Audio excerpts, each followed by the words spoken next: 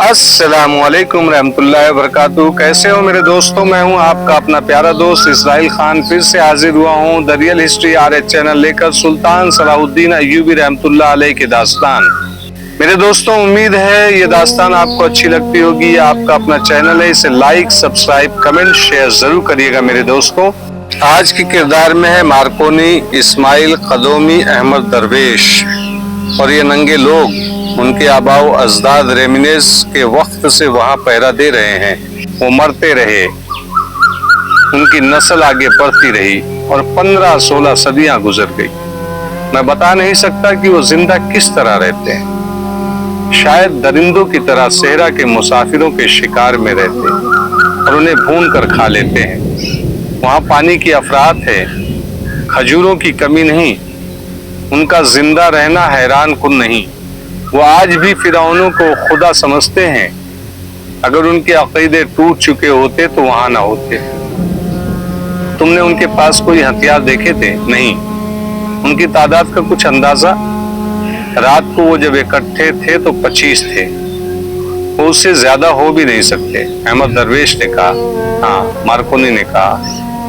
मैंने उनके पास 2 ऊंट भी देखे थे। ऊंट ज्यादा भी हो सकते हैं, मगर मैंने सिर्फ 2 देखे थे, अहमद दरवेश ने कहा। फिर वो बाहर आते होंगे। वो बाहर जरूर आते होंगे। मुसाफिरों को पकड़ने के लिए उन्हें बाहर आना ही पड़ता होगा। सुनो मार्कोनी, और गौर से सुनो।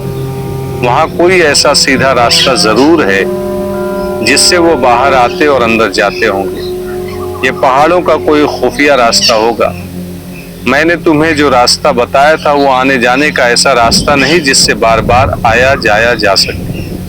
वहां कोई और रास्ता है जो इन नंगे आदम खोरों से मालूम किया जा सकता है।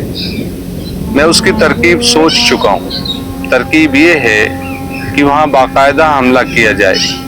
हो सकता है हमें उस दीवार नुमा टीले से जिससे तुम्हारा एक साथी गिरकर मरा है, कुछ और आदमी गिरकर मारने पड़े, लेकिन ये कुर्बानी जरूरी है।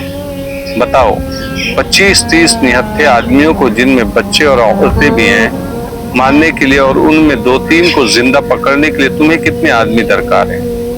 कम से कम तादाद बताओ। तुम उन आदमियों की रहनुमा और सरबराह होगे। मार्कोनी ने कहा, मैं तरकीब समझ गया हूँ। एक तरकीब मेरे दिमाग में भी आई है। हम उन्हें कत्ल कर सकते हैं, 2-3 को जिंदा पकड़ सकते हैं, लेकिन मैं आपको यकीन नहीं दिला सकता कि वो उस जगह के तमाम भेद हमें बता देंगे। अपने कबीले को मरता देखकर वो भी मरने के लिए तैयार हो जाएंगे। बताएंगे कुछ नहीं। मैं ऐसी तरकीब करूंगा कि उनमें से 1-2 आदमी बाहर को भाग उठे और उनका ताक़ुब किया जाए। रास्ता मालूम हो जाएगा। तुम दानिशमंद इंसान हो, अहमद दरवेश ने कहा। बताओ कितने आदमी तुम? 50, मार्कोनी ने जवाब दिया और कहा, ज्यादातर आदमी मेरे मुंतखब किए हुए होंगे। मैं नहीं तलाश कर लूंगा, मगर मुहिम के आगाज से पहले मैं अपनी शर्तें पेश करना चाहता हूँ। जो भी आदमी लूंगा मैं अपने तरीके से लूंगा। तुम्हें मुंह मांगा इनाम मिलेगा, अमर ने कहा। मार्कोनी ने कहा, मुझे खजाने से हिस्सा मिलना चाहिए। इतनी खतरनाक मुहिम मेरे फराइज में शामिल नहीं। मैं जासूस और तकरीब कार हूँ। मुझे खजाने की तलाश के लिए नहीं भेजा गया। यह आपकी जाती मुहिम है। मैं इनाम नहीं, मुंह मांगा हिस्सा लूंगा। अगर आपका मंसूबा कामयाब हो गया तो आपको एक रियासत की हुक्मरानी मिल जाएगी। मैं जासूस का जासूस रहूंगा। ये मुहिम और ये मंसूबा जाती नहीं, अहमद दरवेश ने कहा। ये मिस्र, सलेब और सूडान की हुक्मरानी का मंसूबा है। मार्कोनी अपने मुतालबे पर कायम रहा। अहमद मजबूर हो गया। उसे एहसास था कि मार्कोनी के सिवा रेमिनेंस के मदफन तक कोई और नहीं पहुंच सकता। उसके मुतालबे मानने के सिवा कोई चारागाह न था। मार्कोनी ने कहा, मालूम नहीं मुझे कितने दिन सहरा में रहना पड़े। मैं ऐसी सख्त और खुश्क खुराक पसंद नहीं करूंगा। मुझे 2-3 ऊंट फालतू दिए जाए जो मैं और मेरे साथी भून कर खा सके, और मुझे खदूमी दी जाए। खदूमी एक लड़की थी। खदूमी? अहमद दरवेश ने हैरत से कहा। इतनी नाजुक, अजर ऐसी आला दर्जे की रक्कासा को तुम्हारे साथ ऐसी खतरनाक मुहिम में रवाना कर दूं? वो जाने पर भी राजी नहीं होगी। मार्कोनी ने कहा, उसे ज्यादा मुआवजा पेश करे, वो राजी हो जाएगी। میں اس کے لیے ایسا انتظام کروں گا کہ وہ محسوس ہی نہیں کر سکے کہ وہ صحرا میں ہے اور کسی خطرناک مہم میں شریک ہے۔ میں اس کے قدر و قیمت سے واقف ہوں۔ یہ اس دور کا واقعہ ہے جب دولت مند تاجر اپنی چہیتی بیویوں کو سفر میں اپنے ساتھ لے جاتے تھے۔ اپنی بیویوں میں سے کوئی پسند نہ ہو تو کسی من پسند طوائف یا رقاصہ کو منہ مانگا معاوضہ دے کر ہم سفر بنا لیتے تھے۔ فوجوں کے کمانڈر بھی جنگ کے دوران اپنی بیویوں یا کرائے کی خوبصورت عورتوں کو ساتھ رکھا کرتے تھے۔ اس دور میں خوبصورت اور جوان عورت کو سونے سے زیادہ قیمتی سمجھا جاتا تھا۔ یہی وجہ تھی کہ صلیبیوں اور یہودیوں نے سلطنت اسلامیہ کی جڑیں کھوکھلی کرنے کے لیے عورت کو استعمال کیا تھا۔ مارکونی جیسی مہم حور اور خطرناک پسند آدمی کا یہ مطالبہ کہ وہ ایک رقاصہ کو اپنے ساتھ رکھے گا کوئی عجیب یا غیر معمولی مطالبہ نہ تھا۔ البتہ قدومی کو اپنے ساتھ لے جانا کچھ عجیب سا تھا۔ قدومی ایک جوان سال رقاصہ تھی جو صرف امرا اور دولت مند افراد کے ہاں جاتی تھی۔ وہ سوڈان کی رہنے والی تھی اور مسلمان۔ وہ خوبصورت تو تھی ہی مگر اس کے ناز ادا میں جو جادو تھا اس نے بڑے بڑے لوگوں کے دماغ خراب کر رکھے تھے۔ سوچا بھی نہیں جا سکتا تھا کہ قدومی مارکونی کے ساتھ صحرا میں چلی جائے گی۔ مارکونی اس کے بغیر جانے پر راضی نہیں ہو رہا تھا۔ احمد درویش کو آخر یہ وعدہ کرنا پڑا کہ وہ قدومی کو اس کے ساتھ بھیج دے گا۔ اسی روز 50 آدمیوں کی تلاش شروع ہو گئی۔ قاہرہ میں صلیبی جاسوسوں اور تخریب کاروں کی کمی نہیں تھی۔ مارکونی زیادہ تر آدمی انہی میں سے اپنے ساتھ لے جانا چاہتا تھا کیونکہ وہ اس کے اعتماد کے آدمی تھے۔ احمد بھی اسی گروہ سے آدمیوں کا انتخاب کرنا چاہتا تھا۔ سلطان ایوبی کے اس جرنیل نے اپنا ایک تخریب کار گروہ تیار کر رکھا تھا۔ یہ سب مسلمان تھے۔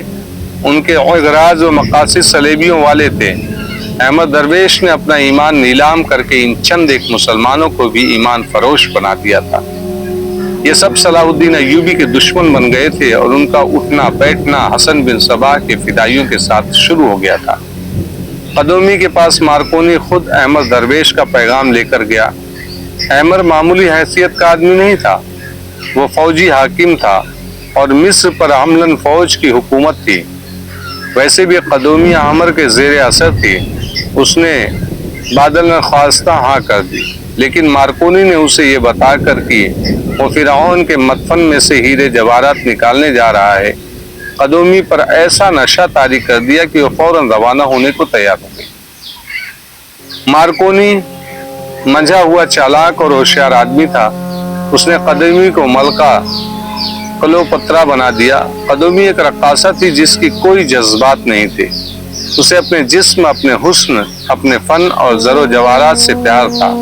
وہ ان عورتوں میں سے تھی جو اس خوش فہمی میں مبتلا ہوتی ہے کہ ان کے حسن جوانی کو کبھی زوال نہیں آئے گا۔ مارکونی نے اسے یہ نہیں بتایا تھا کہ فرعون کے مدفن سے برآمد ہونے والا خزانہ کہاں اور کیوں صرف کیا جائے گا۔ 50 آدمیوں کی تلاش میں 15-20 دن لگ گئے۔ ان میں زیادہ تعداد صلیبی تخریب کاروں کی تھی، باقی مسلمان تھے۔ وہ بھی صلیبیوں کے ہی تخریب کار تھے۔ سب اونٹوں پر سوار ہو کر قاہرہ سے نکل گئے تھے، لیکن وہ اکٹھے روانہ نہ ہوئے۔ 3-3، 4-4 کی ٹولیوں میں مسافروں اور تاجروں کے روپ میں نکلے۔ قدومی کو ایک پردہ دار بیوی کے بہروپ میں لے جایا گیا۔ مارکونی اس کا خاوند بنا۔ ان دونوں کے ساتھ 2 آدمی ہیں، ایک صلیبی تھا اور دوسرا مسلمان جن کا نام اسماعیل تھا۔ یہ احمد کے خاص آدمیوں میں سے تھا۔ اپنی ضرورت پر پورا کرانے پر بھی ہر حرم کر گزرتا تھا، یعنی کہ کچھ بھی کر سکتا تھا۔ کرائے کے قاتلوں میں سے بھی تھا۔ معاشرے میں اس کی کوئی حیثیت اور عزت نہیں تھی، لیکن حیثیت والے لوگ اسے سلام کرتے تھے۔ مارکونی بھی اسے اچھی طرح جانتا تھا اور اس مہم میں اسے قابل اعتماد سمجھتا تھا۔ یہ سب الگ الگ راستوں سے روانہ ہوئے تھے۔ انہیں 18 کوس دور وہ جگہ بتا دی گئی تھی جہاں انہیں اکٹھا ہونا تھا۔ ان کے پاس تیر و کمان اور تلواریں تھی، رسے اور کھدائی کا سامان تھا۔ سب سے پہلے مارکونی، اسماعیل، قدومی اور ان کا ایک صلیبی ساتھی وہاں پہنچے تھے۔ مارکونی انہیں اس پہاڑی علاقے کے اندر لے گیا تھا۔ سورج غروب ہو چکا تھا اور انہوں نے خیمے لگا لیے تھے۔ اسی رات ان کے ساتھیوں کو پہنچ جانا تھا۔ اسماعیل قدومی کو جانتا تھا، قدومی اس سے واقف نہیں تھی۔ ایک دو محاذ تھا جس پر نور الدین جنگی لڑ رہے تھے۔ اس نے قرق کا قلعہ فتح کر کے وہاں کے اور مضافات علاقوں کے انتظامات مکمل کر لیے تھے۔ ان کی گشتی دستے دور دور تک گشت کرتے تھے تاکہ صلیبی کسی طرف سے جوابی حملے کے لیے آئیں تو قبل از وقت اطلاع مل جائے۔ ان دستوں کا تصادم صلیبی دستوں سے ہوتا رہتا تھا۔ نور الدین جنگی تمام انتظامات سلطان ایوبی کی فوج کے حوالے کر کے بغداد واپس جانے کی تیاریاں کرنا چاہتے تھے۔ وہ سلطان ایوبی کے انتظار میں تھے، مگر سلطان ایوبی دوسرے محاذ پر لڑ رہے تھے جو صلیبیوں اور ان کے پیدا کردہ غداروں نے مصر میں کھول رکھا تھا۔ یہ محاذ زیادہ خطرناک تھا۔ سلطان ایوبی اس زمین دوز محاذ پر لڑنے کی اہلیت رکھتے تھے۔ وہ خوب مقابلہ کر رہے تھے مگر انہیں ابھی پتہ نہیں چلا۔ ایک محاذ ایسا بھی ہے جو زمین کے نیچے خزانوں کو لے کر چل رہا ہے۔